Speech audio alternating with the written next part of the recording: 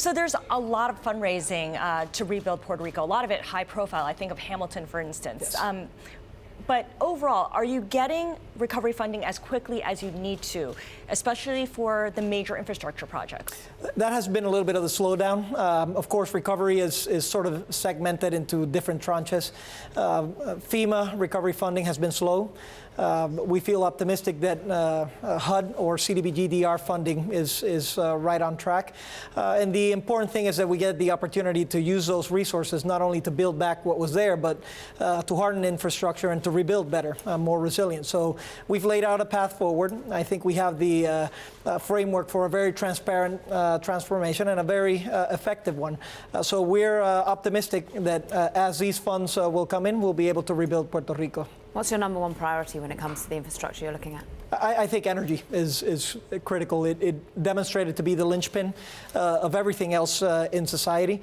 So we want to go from one of the worst energy grids in the region to possibly being a model. That is why we've passed two bills. One, a transactional bill so that we can have private partners come in, do the transmission and distribution, some generation as well, but also a policy bill that establishes where we want to be in the next 5 years and where do we want to be by 2050. So I think it puts us in a strong position. A lot of things are moving along, both with renegotiation with bondholders and structural changes. We're changing, expensive generation from diesel to gas. We're opening up to renewables in a very exciting fashion. So it is what we're trying to drive right there in Puerto Rico.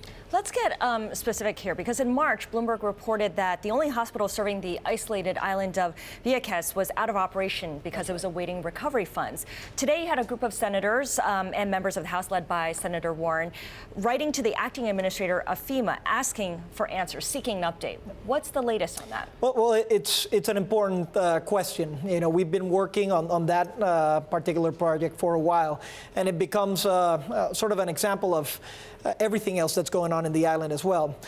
In the onset, it was determined that this hospital was too damaged to be rebuilt. We had to build a new one.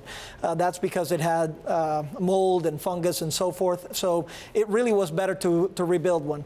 As the damage assessment was being done, some point in the 11th hour, it was sort of turned back to a rebuild effort.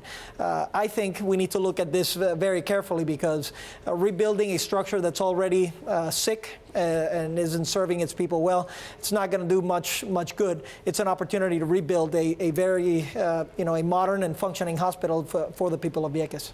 We have, though, seen through that letter Democrat support for what is happening with Puerto Rico and wanting to get funds there sooner. How concerned, how let down do you feel by the administration, or do you feel that you're making progress? Well, it is concerning. It is concerning in particular when we hear statements such as the ones that the president has made, that $91 billion have arrived to the island, when in fact we have disbursed $5.7 billion, and in total FEMA claims to have disbursed somewhere around $12 billion. The process has been very slow, and the reason is Puerto Rico is treated differently. The truth of the matter is Puerto Rico is a territory, not a state. So the mechanisms that were imposed in Puerto Rico for disbursement of the funds were different to states. To give you a quick technical example, states can disburse once they do the damage assessment. In Puerto Rico, FEMA is the one that has the power. Now, what's the net effect of that?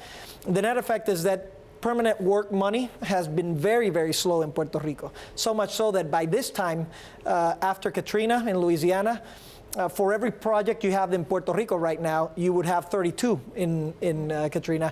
And similarly, in Texas, after Harvey, for every project you had in Puerto Rico, you have 28 over there. So there is a significant difference. There is a significant slowdown. And our petition is, look, we're U.S. citizens. We went through the biggest devastation in the modern history of Puerto Rico. We're not asking for more. We're just asking for what's fair. And I think that the bill that just came out of the House answers some of our concerns and allow this process to move forward. And of course, part of this comes in the answer of public-private partnerships. Yes. Long before Hurricane Maria, Puerto Rico was trying to break out of this decades-long recession, and you're looking to opportunity zones, for instance, and these public-private partnerships to get things going. Where in the investment community are you seeing the most interest? Well, we just recently, yesterday, we had an opportunity zones gathering. We're seeing interest on real estate, on tourism, manufacturing. You know, the opportunities are endless. So a lot of folks are going into Puerto Rico, and here's the unique opportunity that we have. Number one, we have what we feel is the gold standard public-private partnership law in the United States. We have the most aggressive pipeline right now. We have 10 projects, public-private partnership projects that are moving forward. On top of that, we're getting rebuild money so that we're going to be able to leverage some of those funds for these efforts. And we have opportunity zones, and yesterday, I signed a bill that makes Puerto Rico the most competitive jurisdiction for opportunity zones. We have the most breadth, 97% of the island qualifies for opportunity zone. So you're looking at investors probably getting a return on investment of 250% from their investment here in Puerto Rico. We need the rebuild. We want to get all stakeholders involved. And with this unique opportunity of federal funds coming in and private stakeholder interest with the opportunity zones, it's a once-in-a-lifetime opportunity to put Puerto Rico over the hump.